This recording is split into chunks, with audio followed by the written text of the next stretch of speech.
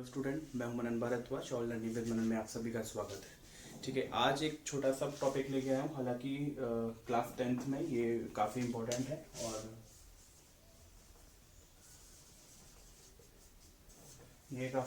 है और हिंदी बी में जो हम कोर्स पढ़ते हैं तो 4 नंबर के प्रश्न यहाँ से बनते हैं। तो मैं एक शॉर्ट वीडियो लेके आया हूँ। ये टॉपिक हमने पढ़ा है, पूरा साल पढ़ा है और बीच बीच में रिवीजन भी हमने बहुत किए हैं, लेकिन फिर भी कुछ एक दो पॉइंट्स ऐसे होते हैं जिसमें कहीं ना कहीं कन्फ्यूजन बना होता है। तो कोशिश करेंगे कि वो कन्फ्यूज़न यहाँ पे आज ख़त्म हो जाए। तो वीडियो थोड़ा लेंथी भी हो सकता है, देखते हैं। ठीक है, रचना के आधार पर वाक्य रूपांतरण, ये आपका विषय है। वैसे वाक्य क्या है, वाक्य आपको पता ही है। ठीक है, शब्दों का सार्थक समूह वाक्य है और शब्द और पद क्या है। ठीक है, शब्द जब व्याकरणिक तत्वों पर आधारित होकर के वाक्य में प्रयोग होने लगता है वह पद हो जाता है। ठीक है, माने व्याकरणिक महत्व जब बन जाता है तो वह शब्द पद में कन्वर्ट हो जाता है। ठीक है, पदवंत वहीं से बन जाता है। पदवंत आपको मैंने बताया ही हुआ है। अब बात है वाक्य की।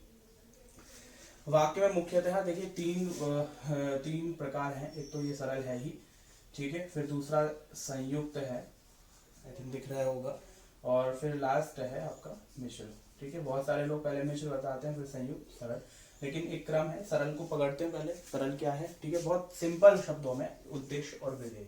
अब ये बात क्या है, उद्देश्य क्या है?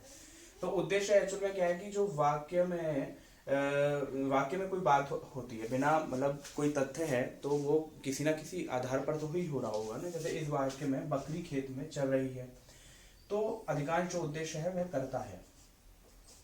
ठीक है, तो कर्ता के बारे में जो बात हो रही है इस पूरे वाक्य में, या कर्ता जो भी कर रहा है, कहाँ कर रहा है, क्या कर रहा है, ये सब विधेय कहलाता है। और जिसके विषय में बात हो रही है तो वह उद्देश्य कहलाता है। ये बहुत सिंपल सी डेफिनेशन है और इससे ज्यादा कुछ भी नहीं। सरल वाक्य में एक उद्देश्य होता है और एक विधेय होता है। ये ध्यान रखने वाली बात है, एक उद्देश्य होता है और एक विधेय होता है। और बहुत महत्वपूर्ण बात मैं एक और बता दूं आपको, हो सकता है पहले कभी न बताई हो, छूट गई हो, इसीलिए ये वीडियो मैंने बनाया है। साधारण स्वतंत्र वाक्य होता है, ये कोई नई बात नहीं है। ठीक है, सरल वाक्य में उपवाक्य नहीं होते, ये याद रखने वाली बात है, इसको भूलना नहीं है आपको। और सबसे बड़ी इंपॉर्टेंट, सबसे मुख्य बात यह है कि इस सरल वाक्य में एक ही मुख्य क्रिया होती है, क्रियाएं ज्यादा नहीं होंगी। क्रिया अगर ज्यादा है तो वह सरल वाक्य नहीं है। एक उद्देश्य से ज्यादा है तो वह सरल वाक्य नहीं है। एक विधेय से ज्यादा है तो वह सरल वाक्य नहीं है। लेकिन यह भी देखा जाता है कि सरल वाक्य बड़े बड़े भी होते हैं और ना उनमें कोई संयुक्त चिन्ह होता है, कोई भी संयुक्त चिन्ह कुछ नहीं होता, सॉरी, समुच्चयबोधक चिन्ह नहीं होता है, तब भी वह सरल वाक्य ही होते हैं। खैर, ऐसे उदाहरण मैं आपको बता दूंगा आगे। ठीक है, लेकिन यहाँ ध्यान रखने वाली बात है कि उपवाक्य क्या है। उपवाक्य को समझना, जो वाक्य पूर्ण नहीं है, वाक्य किसी ना किसी चीज पर आधारित है, तो वह उपवाक्य है। साधारण स्वतंत्र वाक्य समझ ही रहे हैं, जो फ्रीडम होंगे उनमें, मतलब आपको एक बार पढ़ने में समझ में आ जाएगा उसमें कोई आधार छिपा हुआ नहीं है, कोई तथ्य छिपा हुआ है और एक ही मुख्य क्रिया है। यह भी दूसरी बात है कि दो शब्दों के बीच, ये बहुत महत्वपूर्ण बिंदु है, इसको ध्यान से देख लीजिए। दो शब्दों के बीच योजक हो सकता है। योजक का तात्पर्य है योजक शब्द, और इसको चिन्ह भी कह देते हैं लोग। जैसे यहाँ जो लिखा है और, तथा, एवं, अतः, इसलिए, किंतु, परंतु, क्या बोल रहा हूं मैं कि शब्दों के बीच में हो सकता है लेकिन वाक्यांशों में नहीं होगा। माने दो वाक्यों के बीच में अगर योजक चिन्ह लग रहा है तो वो संयुक्त वाक्य है, लेकिन दो शब्दों के बीच में अगर कोई योजक चिन्ह लग रहा है तो वह सरल वाक्य ही है। ध्यान रख लीजिए, दोबारा से दोहरा रहा हूं कि दो शब्दों के बीच में अगर समुच्चयबोधक चिन्ह या योजक का मतलब जोड़ने वाले शब्द लग रहे हैं तो वह सरल वाक्य ही रहेगा। ये ध्यान रखना है आपको। जैसे उदाहरण के तौर पर सुमित और अमित खेलते हैं, तो अब आप क्या समझते हैं, क्या और लग जाने से ही उस संयुक्त वाक्य में चला जाएगा? बिल्कुल नहीं जाएगा। क्यों? क्योंकि दो अलग अलग शब्दों को जोड़ रहा है ये, और एक ही मुख्य क्रिया है। ये सरल वाक्य का उदाहरण है। ठीक है, देखिए किताब में उदाहरण बहुत सारे दिए हुए हैं, तथ्य भी बहुत सारे दिए हुए हैं। उन तथ्यों को समझ लीजिए, उन उदाहरणों पर फिट कर लीजिएगा, हो जाएगा। बहुत टफ नहीं है, कठिन नहीं है, लेकिन समझने वाली बात है। उदाहरण एक और देखते हैं। काली बकरी जुम्मन के खेत में हरी घास चर रही है। अब ये इतना बड़ा वाक्य है, आप सोचेंगे कि क्या इसमें से ढूंढे उद्देश्य विधेय। अब सीधी बात ये है जो काली बकरी है वो जुम्मन के खेत में हरी घास चर रही है। तो ये जो काली बकरी मेन काम कर कौन रही है? बकरी कर रही है, इसलिए इसमें एक ही उद्देश्य है। अब जब एक ही उद्देश्य है तो एक ही विधेय है। क्या एक विधेय है? वही चल रही है वो, बस। अब ये सब जो है ना, ये उद्देश्य विस्तार है। कैसे? अब एक मैंने नया वर्ड बोल दिया, उद्देश्य विस्तार। अब ये उद्देश्य विस्तार क्या है? बात ये है कि बकरी जो है ना वो कैसी है? वह काली है। और बकरी क्या थी? उद्देश्य था। ठीक है, उद्देश्य थी। तो उद्देश्य से जो पहले मतलब उद्देश्य को इंगित करने वाले जो शब्द होते हैं वो सब उद्देश्य विस्तार में आते हैं। तो काली जो हो गया वो उद्देश्य विस्तार हो गया। इधर घास चल रही है, कैसी घास? हरी घास। कहाँ पे है घास? खेत में। किसके खेत में? जुम्मन के खेत में। तो ये सब जो भी आपने पढ़ा घास से लेकर के, ये सब विधेय जो चल रही है ये तो विधेय था, और ये सब विधेय विस्तार था। इसका मतलब विधेय विस्तार हो या कुछ भी हो, है तो विधेय। ऐसे ही यहाँ पे उद्देश्य विस्तार हो या कुछ भी हो, है तो उद्देश्य। इसीलिए एक उद्देश्य एक विधेय। इतना बड़ा सरल वाक्य है, लेकिन एक उद्देश्य एक विधेय। सरल वाक्य की बात को समझना बहुत जरूरी है महाराज। क्यों? क्योंकि इसमें कहीं आप बैठ करके सोचने लग जाएंगे, कहीं योजक चिन्ह तो नहीं लग रहा है, इसको तो मैं संयुक्त वाक्य ही मानूंगा। खैर, आगे बढ़ते हैं संयुक्त वाक्य की तरफ। संयुक्त वाक्य इससे भी ज्यादा सिंपल है। जैसे ही आपने सरल को समझ लिया तो तुरंत संयुक्त वाक्य। दो सरल वाक्य होते हैं, ठीक है। सरल वाक्य मतलब वही स्वतंत्र वाक्य। दो स्वतंत्र वाक्यों को जो दो योजक चिन्हों से जोड़ा जाएगा, किसी योजक चिन्ह से जोड़ा जाएगा। और योजक चिन्ह में भी सारे नहीं लगेंगे, समानाधिकरण लगे। समानाधिकरण और व्यधिकरण है ना, ये इस चीज को समझना है, ठीक है। समानाधिकरण योजक चिन्ह से जुड़े होंगे। दो या दो से अधिक वाक्य स्वतंत्र होंगे, वो जुड़ेंगे, ठीक है। ये पॉइंट आपको बहुत अच्छे से पता है, बहुत सिंपल है, ठीक है। जैसे और, तथा, एवं, अतः, इसीलिए, किंतु, परंतु, या, अथवा इत्यादि योजक शब्दों से जुड़ने वाले जो वाक्य हैं वह संयुक्त वाक्य हैं। क्लियर है?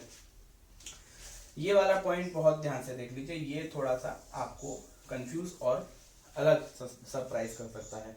कभी कभी योजक का लोप हो जाता है कुछ वाक्यों में। ऐसे भी वाक्य देखने को मिलेंगे। भाई बोर्ड ने ये थोड़ी ना कहा है कि इस प्रकाशन की किताब पढ़ लीजिए सारी ग्रामर पूरी हो जाएगी, ऐसा कुछ नहीं है, ठीक है। आपको इस बात को समझना होगा कि कुछ अलग डिफरेंस आपको देखने को मिल सकते हैं वाक्यों में। तो ऐसे कौन से वाक्य हैं? पहले उदाहरण देख लेते हैं। मन्नू स्कूल जाता है और पढ़ाई करता है। ये और से तो हो गया, बंद करके बता देगा, छोटा सा बच्चा ही बता देगा कि ये संयुक्त वाक्य है। बाहर जाकर खेलो या चुप रहो। अभी देखो इसमें हो गया कि बाहर जाकर खेलो, क्योंकि अभी क्या कहा था कि दो सरल वाक्य। तो क्या आपको लगता है कि चुप रहो भी सरल वाक्य है? भाई बिल्कुल है, क्योंकि उसमें क्रिया है। तो जब क्रिया है तो ठीक है। तो और जो इसमें करता है वो उसी के लिए कहा जा रहा है जिसके लिए कहा जा रहा है कि जाकर बाहर जाकर खेलो। अब किसी के लिए तो कहा जा रहा है ना, तो वो इनविजुअल है यहाँ पे, लेकिन विजुअल नहीं, इनविजिबल, ठीक है। लेकिन ये जुड़ा तो संयोजक शब्द से है, योजक शब्द से, इसीलिए ये संयुक्त वाक्य है। लेकिन इस वाले सेंटेंस को थोड़ा सा देखना जरा। ये लिखा है कि लाना क्या था, ले क्या आए, ठीक है। लाना क्या था, जैसे कहते हैं ना, आपसे डांट मार के कह दी घर वालों ने कि लाना क्या था और क्या ले आए, और क्या ले आए, लेकिन यहाँ पे और नहीं लिखा है। तो यहाँ और जो नहीं लिखा है ना, यही लोप है। लोप का मतलब दिखाई नहीं दे रहा, लेकिन है वहां पे। तो ऐसे वाक्य आपको कंफ्यूज, माने आपको डाइवर्ट करने के लिए, आपको कंफ्यूज करने के लिए पेपर में दिया जा सकता है। इसको समझ लेना चाहिए कि लाना क्या था और क्या लिया है, माने और यहाँ पे छिपा हुआ है, उसके अर्थ की प्रतीति हो रही है, लेकिन वो उसका अर्थ वही रहेगा, लेकिन वो शब्द वहां पे नहीं है, ठीक है।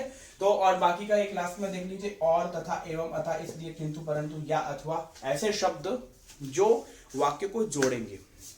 अब जोड़ने का अर्थ क्या है? जोड़ने के अर्थ में आपको ये समझना चाहिए कि सिर्फ, माफ करें मैं थोड़ा ध्यानावस्थ मेरा हो गया था। देखिए, जोड़ने का अर्थ यहाँ पे ये ध्यान रखना है कि जो संयुक्त वाक्य में जो शब्द जोड़ा जाएगा, संयुक्त वाक्य में जो वाक्य जोड़े जाएंगे वो दोनों स्वतंत्र होंगे, और मिश्रित वाक्य में भी जोड़े जाएंगे, उसमें भी समुच्चयबोधक शब्द लगेंगे, उसमें व्यधिकरण शब्द लग जाते हैं, जिसमें जैसे इसीलिए होता है, क्योंकि होता है, चूंकि होता है, जिसमें आधारित वाली बातें होती हैं, आश्रित बातें जो होती है। मैं अभी नेक्स्ट बताता हूँ आपको, थोड़ा सा इरेज करके, ठीक है ना। यस, नेक्स्ट मिश्र वाक्य देख लेते हैं। संयुक्त और सरल मैंने अभी बताया। तो आपको मिश्र वाक्य में जो सबसे महत्वपूर्ण बात वो है आश्रित, ठीक है। डिपेंडेंसी होती है वाक्यों की। ये जो आश्रित हमने लिखा हुआ है, और उपवाक्य आपको जैसे वाक्य है तो वाक्य पूरा पूर्ण अर्थ देगा आपको, लेकिन जो उपवाक्य होगा वो उसका पूर्ण अर्थ नहीं देगा, इतना ही है। ऐसा ना होता है प्रधानमंत्री उप प्रधानमंत्री, तो प्रधानमंत्री के पास, वैसे उप प्रधानमंत्री कोई पोस्ट नहीं है भारत में, जैसे प्रधानाचार्य उप प्रधानाचार्य, तो जो प्रधानाचार्य के जो पावर है वो प्रधानाचार्य के पास थोड़े कम पावर होते हैं, तो ऐसे ही वाक्य ऐसे उपवाक्य। ठीक है, सबसे ज्यादा ध्यान देने वाला पॉइंट है मिश्र वाक्य, इसीलिए थोड़ा सा इसमें डिस्कशन करना बहुत इंपॉर्टेंट है। देखिए संयुक्त वाक्य में योजक होते हैं, योजक माने जोड़ने होते हैं, वो होते हैं समानाधिकरण। ठीक है, समानाधिकरण, और इसमें होते हैं व्यधिकरण। ठीक है, व्यधिकरण कौन से हैं, तो ये है कि जो, जितना, जिसने, जो कि, जब तब, यदि, तो, क्योंकि, इसलिए आदि। ठीक है, प्रयोग बता दूंगा आगे। ठीक है, लेकिन पॉइंट्स समझने वाली बात है, इसमें बहुत चीजें समझने लायक है। ठीक है, एक तो यही है प्रधान वाक्य है और एक आश्रित वाक्य है। मैं इसको बेसिक तरीके से बताना चाहता हूं कि जैसे जो वाक्य है, जो मेन वाक्य है, वह है दूसरे वाक्य पर आधारित है, आश्रित है, उसके बिना उसका अर्थ नहीं निकलेगा। ठीक है, जब परीक्षाएं आएंगी तब ही विद्यार्थी पढ़ेगा। तो विद्यार्थी कब पढ़ेगा, विद्यार्थी वैसे तो पढ़ नहीं रहा है, तो विद्यार्थी कब पढ़ेगा, तो जब परीक्षाएं आएंगी, माने विद्यार्थियों को पढ़ाने के लिए परीक्षाओं का आना बहुत जरूरी है। ठीक, तो ये क्या है, मिश्र वाक्य है। अब आपको पता चल गया ना, तो ये जब तब, तो ये जब तब जो शब्द हैं ये आपके व्यधिकरण में चले जाते हैं, और इनको एक और चीज कहते हैं, क्या कहते हैं, पूर्ति बोधक योजक। ये माने पूर्ति करते हैं, फुलफिल कर देते हैं एक सेंटेंस को। ठीक है, तो अब ये देखिए सरल तो नहीं है ना, ये सरल नहीं है, बहुत क्लियर है, और ये संयुक्त नहीं है, तो फिर क्या है, मिश्र है, खत्म कहानी। इतना ही तो जानना है आपको। तो ये पूर्ति बोधक योजक कहलाते हैं, जो जब तब, ज्यों त्यों, क्यों, क्योंकि, इसलिए। अच्छा, इसलिए अगर अलग से प्रयोग हो रहा है, मतलब स्वतंत्र तौर पर प्रयोग हो रहा है, तो वो संयुक्त वाक्य में चला जाता है। लेकिन जब इसलिए क्योंकि के साथ होता है, क्योंकि तुम मेरे साथ नहीं आए थे इसलिए मैं उसके साथ चला गया। ठीक है, तो यहाँ पे एक पेयर बन गया, एक युग्म बन गया, एक जोड़ा बन गया, तो ये पूर्ति बोधक योजक हो जाते हैं। एक से अधिक उद्देश्य विधेय कॉमन बात है, मुख्य उपवाक्य और शेष आश्रित वाक्य। ठीक है, एक मुख्य उपवाक्य होगा और आश्रित उपवाक्य। उपवाक्य बड़ा इंटरेस्टिंग है, उपवाक्य भी बता दूंगा अभी लास्ट में जाते जाते, लेकिन समझ लीजिए क्या है वह उपवाक्य। ठीक, उससे पहले ये जान लीजिए पूर्ति बोधक योजक, जैसे भी मैंने बताया कि जो भी आप देख रहे हैं यहाँ पे, जितना, उतना, जिसने, उसने, जो की, तो की, जब तब, ये सब क्या कहते हैं, क्या कहते हैं, पूर्ति बोधक योजक कहलाते हैं। अब बात आती है आश्रित क्या है। जैसा भी मैंने बताया कि किसी भी वाक्य पर जो आधारित हो जाती है बातें, तो वह आश्रित हो जाता है। फिर आता है बात उपवाक्य का। अब देखिए उपवाक्य क्या है, कि उपवाक्य तो समझ में आ गया कि वाक्य की एक छोटी यूनिट है, एक सेकेंडरी यूनिट है, वह उपवाक्य है। अब उपवाक्य भी तीन तरह के होते हैं, नीचे मैंने लिखा है संज्ञा उपवाक्य, विशेषण उपवाक्य और क्रिया विशेषण। अब संज्ञा उपवाक्य क्या है, कि जो आश्रित उपवाक्य है वह संज्ञा की तरह, माने संज्ञा के लिए प्रयोग किया जा रहा होगा या संज्ञा के द्वारा प्रयोग किया जा रहा होगा, वह संज्ञा उपवाक्य होगा। जैसे वाक्य आप देखते हो कि राधिका ने कहा कि मैं खेलूंगी। ठीक है, अभी इसको खेलना है तो इसने कहा, तो यहां पे जो की आ गया, इसकी, ये किसने बोला, ये राधिका ने बोला, और राधिका क्या है, संज्ञा है, तो इसीलिए ये जो पूरा वाक्य कहलाएगा, ये उपवाक्य कहलाएगा। कौन सा, संज्ञा उपवाक्य। बस इतना ही है संज्ञा उपवाक्य। ऐसे ही विशेषण उपवाक्य, मतलब विशेषण क्या होता है, जो संज्ञा सर्वनाम का विशेषण होता है, तो ये ऐसी जगह आके लगेगा कि जैसे ये किसी संज्ञा के लिए इंगित किया जा रहा होगा, लेकिन उसकी विशेषता के बताने के तौर पर। जैसे जो आदमी कल आया था, समझे, आदमी था ना, कौन सा आदमी, जो, अब वो। ठीक है, तो जो आदमी कल आया था वह आज भी आया, यहाँ पे वह भी आप लिख सकते हो, नहीं भी लिख सकते हैं, आज भी आया, तो ये विशेषण उपवाक्य हो गया। तो अब आप इसमें देखिए कि अपने आप में ये पूर्णवर्ग नहीं है, माने पूर्ण का तात्पर्य ये स्वतंत्र नहीं है। आश्रित का अर्थ हो गया, आश्रित हो गया मैंने डिपेंडेंसी, फ्रीडम फ्री वाक्य नहीं है। ऐसे ही क्रिया विशेषण, क्रिया विशेषण क्या काम करता है, क्रिया की विशेषता को बताता है। तो कहता है कि जब पानी बरसता जब पानी बरसता तब पानी भरता होगा, आई थिंक, या फिर कुछ मैंने कहीं गलत वाक्य का प्रयोग कर लिया है, बताता हूं एक मिनट। ठीक है, जब पानी बरसता है तब मेंढक क्या करते हैं, मेंढक टरटराते हैं, टराते हैं। ठीक है, तो मेंढक के टरटराने में किसका क्या होना चाहिए, पानी बरसना चाहिए। तो बरसने पे, तो बरसना क्रिया हो गई, तो उसको ये कर रहा है ये, इसलिए क्रिया की विशेषता को बता रहा है। जब माने कब, क्रिया कब घटेगी, कितनी घटेगी, कब घटेगी, क्यों घटेगी, ये सब क्रिया विशेषण का ही अधिकार क्षेत्र है। ठीक, तो इसीलिए ये क्रिया विशेषण उपवाक्य हो गया। तो ये उपवाक्य को अब आपको इतनी बात समझनी है कि ये आश्रित उपवाक्य होते हैं और ये किसी ना किसी पूर्ति योजक शब्द से जुड़े हुए होते हैं। ठीक, उदाहरण देखिए, उदाहरण किताब में बहुत सारे हैं, लेकिन मैंने कुछ एक दो लिख दिए आपको समझाने के लिए। जो घड़ी तुमने दी थी वह खो गई। ठीक है, ये जो घड़ी तुमने दी थी वह खो गई। मिश्र वाक्य, जैसा मैं कहूं वैसा करते जाओ। जब प्रातः काल हुआ तब पक्षी चहचहाने लगे। अब देखिए, मालिक ने कहा कि कल छुट्टी रहेगी। मालिक ने कहा, प्रथम उपवाक्य, कल छुट्टी रहेगी। आश्रित उपवाक्य, छुट्टी कब कर रहेगी, जब मालिक कहेंगे, मालिक चाहेंगे। और किससे जुड़ा है, कि योजक चिन्ह से। यह वही भारत देश है, यह वही भारत देश है जिसे पहले सोने की चिड़िया कहा जाता था। पहले किसे जो सोने की चिड़िया कहा जाता था, जिसे पहले सोने की चिड़िया किसे कहा जाता था, तो कहा उसने भारत को। ये वही भारत देश है जिसे पहले सोने की चिड़िया कहा जाता था। वाक्य में इंगित किया जा रहा है कि भारत देश की, यह वही भारत देश है। जब आपने वही लगा दिया तो आप ये भी नहीं कह सकते ये सिर्फ सरल वाक्य है। अगर सरल वाक्य लगाना होता तो यहां से वही को हटाना होता, यह भारत देश है, तो ये स्वतंत्र हो जाता।